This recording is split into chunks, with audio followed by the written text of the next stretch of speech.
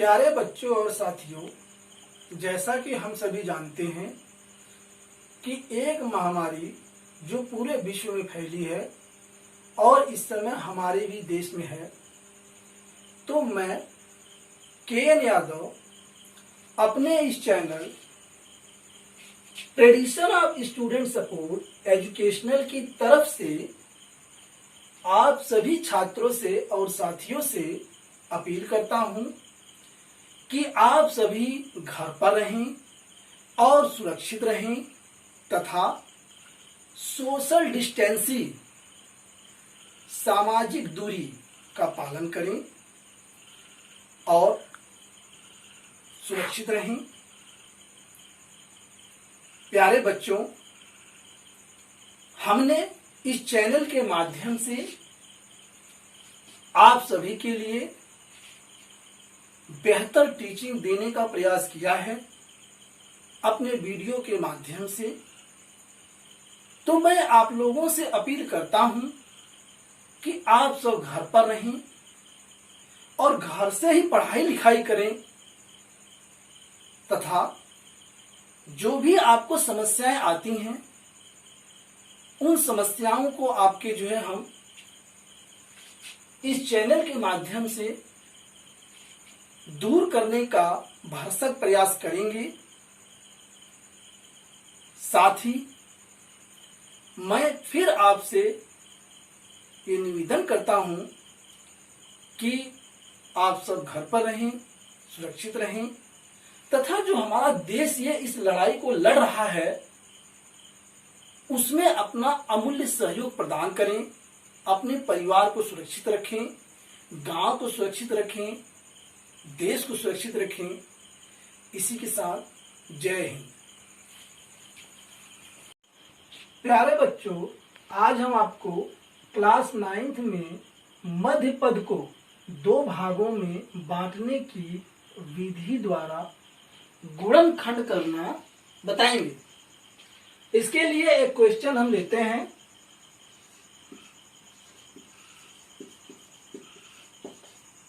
Question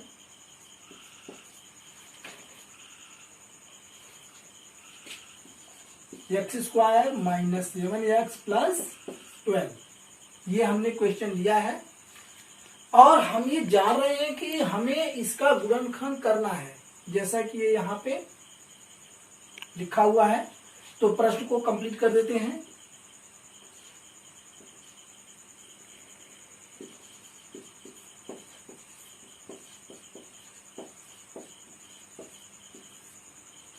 गुणनखंड कीजिए, ये हमने प्रश्न को कंप्लीट कर दिया है। और अब आगे x²। अब ये चूंकि ये हमारा मिडिल टर्म है, मिडिल टर्म का मतलब होता है मध्य पद। जो हमारा ये बीच का पद है वो हमारा है -7x। यहां हम लिख लेंगे -7x। ध्यान दीजिए। तो हमें ये -7x को 2 भागों में तोड़ना है और दोनों भाग जब टूट जाते हैं तो उनकी जब हम गुणा करते हैं तो हमें जो है आना चाहिए 12x का स्क्वायर, ये आना चाहिए। चूंकि ये x² और ये दोनों की जब गुणा करते हैं तो टोटल इतना आना चाहिए और इसको हम तोड़ेंगे। और जब हम दोनों पदों को तोड़ देते हैं तो उन दोनों पदों को फिर जब हम आपस में जोड़ दें तो वो जो है -7x आ जाए, या फिर हम उनको आपस में जब घटा दें तो -7x आना चाहिए। दोनों में से एक प्रक्रिया। तो ध्यान दीजिए कैसे।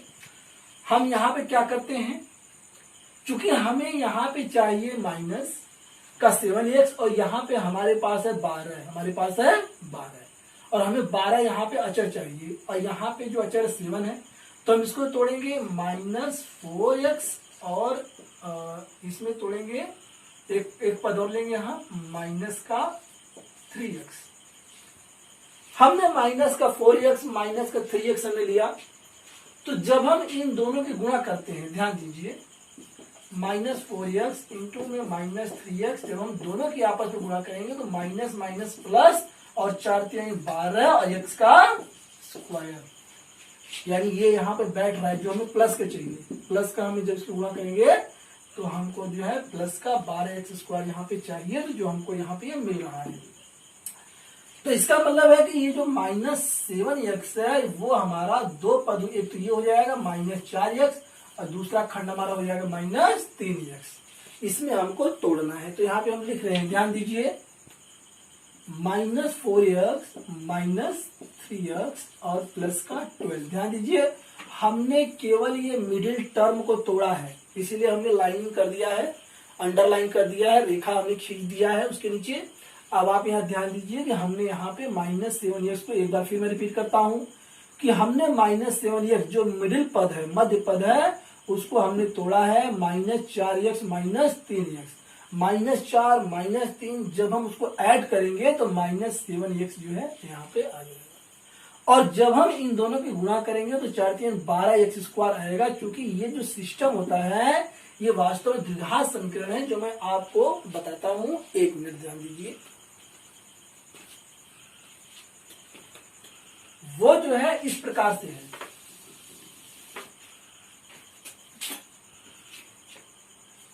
ax² प्लस bx प्लस का c। तो वास्तव में जो एक कंडीशन है यहाँ पे, ये यहाँ पे इन दोनों गुणा होती है, यानी गुणा होती है ax² इंटू c, तो टोटल ये हो जाता है ac(x²). इसी प्रकार से ये x² और 12 की जब गुणा हुई थी तो यहाँ पे 12x² यहाँ पे आया था। आप समझ गए होंगे मेरी बात क्लियर है। तो इसीलिए ये भी प्लस का है, ये भी प्लस का है, यहाँ पे प्लस का 12x² आया था। इसी प्रकार जो है जब ये -4x और गुणा करेंगे -3x, जब गुणा करेंगे तो ये प्लस का जो है 12x² यहाँ पे आएगा, जो इस पे एकदम करेक्ट बैठता है। ये बैठना करेक्ट चाहिए, बात को ध्यान रखेंगे। आगे अब हम इसका जो है गुणनखंड करेंगे, तो हम क्या करेंगे, इस लाइन को मिटा देते हैं, हमने आपको समझने के लिए बताया था। अब ये दो पद और ये दो पद अलग अलग हम ले लेंगे। अब इन दोनों, पहले ये जो ये हमने बनाया है, इन दोनों पदों में हम कॉमन लेंगे, तो कॉमन हमें क्या मिलता है, x हमने जो है बाहर ले लिया, और यहाँ से हमें x बचा, और ये माइनस का चिन्ह, यहाँ से हमको 4 बचा, और ये जो x था ये बाहर। अब मेरी बात को समझ गए होंगे। आगे इसमें जब हम कॉमन लेंगे तो चूंकि ये जो चिन्ह यहाँ पे है, अक्सर करके जो है ये गलतियां जो है मिलती हैं जो है बच्चों में जो है, तो इन गलतियों को आप सुधारें। चूंकि ये पहला पद, ये दूसरा पद, ये तीसरा पद, तीसरे पद के ठीक सामने जो चिन्ह होता है वो यहाँ पे आता है, इसको ध्यान दीजिए।